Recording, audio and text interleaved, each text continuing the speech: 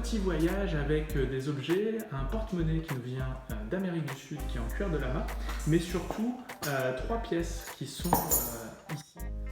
Une pièce, 2 pièces, 3 pièces, une en cuivre qui nous vient d'Angleterre, une avec un trou qui nous vient de Chine, et une en argent qui nous vient des États-Unis. Cette pièce, elle est assez rare puisque c'est une pièce de 1 $ en argent. Les Américains ne l'utilisent pas beaucoup, ils utilisent plutôt le billet de 1 $. Je vous propose qu'on fasse un premier voyage avec cette pièce. Simplement, on va ranger les 2 autres pièces à l'intérieur de cette bourse, voilà, comme ceci, et on va essayer de faire voyager notre pièce de 1 $ de la main à sous le porte-monnaie. Regardez, 1, 2, 3.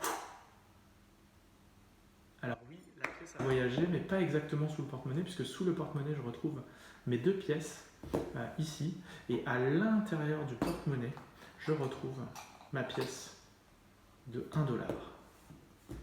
Alors, premier voyage a été assez rapide. Ce que je peux faire, c'est essayer d'en faire un deuxième, cette fois-ci avec les 2 pièces, pièces chinoises et pièces en cuivre, qu'on va mettre à l'intérieur du porte-monnaie, tout simplement comme ceci, d'accord ?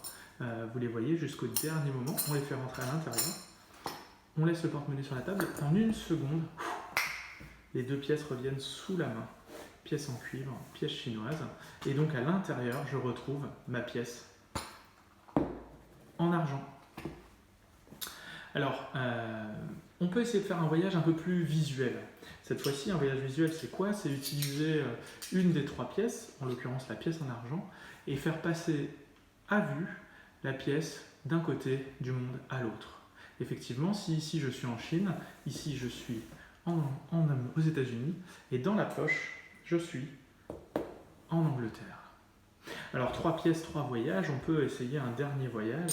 Ce dernier voyage, on va le faire simplement de manière encore plus extraordinaire, directement ici, à partir de ça. Et on va mettre à l'intérieur la pièce en argent. Il suffit de faire... Et immédiatement, on a la pièce qui se change en 2 nouvelles pièces, et ici, la pièce en argent. 1, 2 et 3 pièces.